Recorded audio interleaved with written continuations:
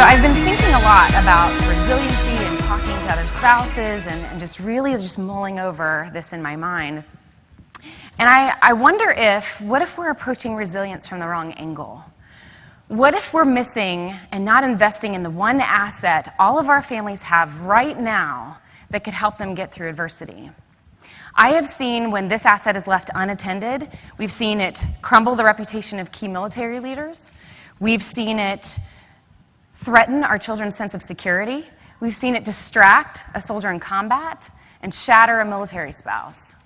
When given the right tools, though, I've seen it renew hope and build confidence. Recently, General Odinero retired, and he surprised us all by replacing his retirement speech with a heartfelt, off-the-cuff thank you to his wife.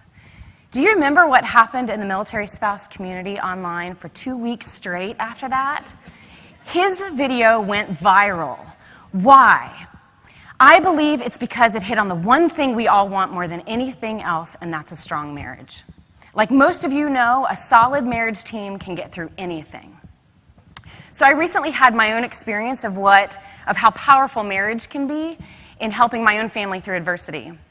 So my husband, Matt, recently got orders to move an hour and a half up the road for a 6-month school. Verbally, though, we were told that we could stabilize for a full year. Enter here my lesson learned on verbal orders and hanging my hat on that.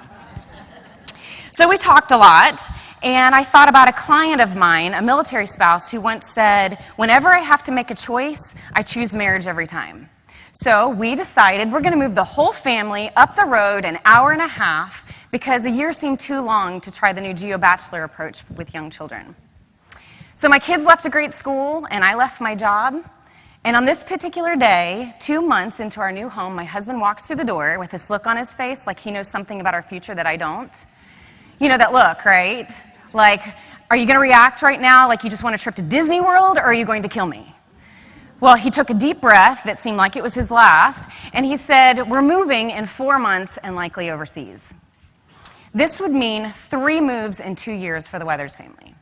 And what happened next is only what I can describe as a major meltdown. What I wanted to say is they changed their mind? They can't just change their mind. This is a family we're talking about here. Why did we even move here? I could have stayed where I was. I mean, I don't know if I can do this again. I don't know if my kids can do this again. I may or may not have said all of that, so I'm just going to claim PTSD on my ability to remember that. So nothing was bouncing off of me. If anything, I was absorbing every bit of fear and stress in the moment. And you know what was worse? Something in me felt like it was wrong that I couldn't be more resilient in the moment. And I thought about all of our spouses and how they feel the same way. My husband was hurt, and he felt guilty that his job was causing this much stress in our life. He wanted me to be able to bounce back again. And I felt even more shame. You know, but then he did something, and it was very quiet, and it was very simple, but it was everything. I watched as he pushed down his own need, like I had done so many times before, and instead he cast vision for us as Team Weathers. Now, that wasn't the first time he had done that, but it was the first time that I had so much change going on in my life that I couldn't find the grit that I needed to move forward. In that one exchange, he brought certainty that we could get through anything, and he brought this idea that we can tackle anything if we're together. He provided a home that would not change and a foundation that my confidence could grow in. And because he did that, I was able to do the same thing for him. Now, many of you have had moments like that, but we cannot expect our family members to know how to do that if we're not teaching them a skill on how to do it. We talk a lot about what resiliency is and how we will teach it, and our how often reveals the why we do what we do. People will get behind a why they believe in. Just like if the why right now is that we want our families strong so that soldiers will be fit for duty, our families feel like the military doesn't really care.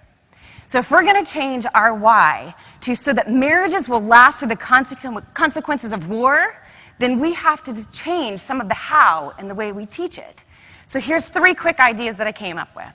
Number 1, just like General Odinero did, we need more leaders to step forward and talk about what it's like to make their families stronger and invest in their marriages.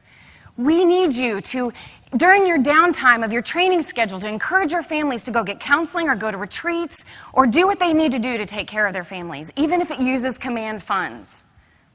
General Votel this past week just came out and said that not only did his family seek counseling, he told his soldiers that it's normal and expected that they go.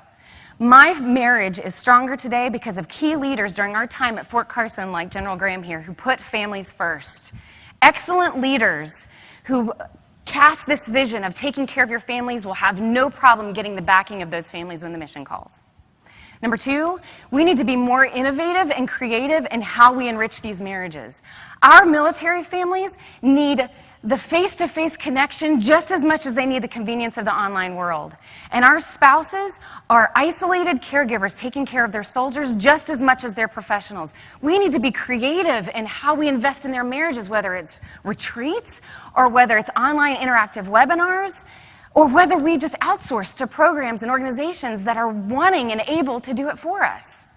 And lastly, if our families are already undergoing a lot of stress, then we need to stop and fix the things that are causing stress unnecessarily.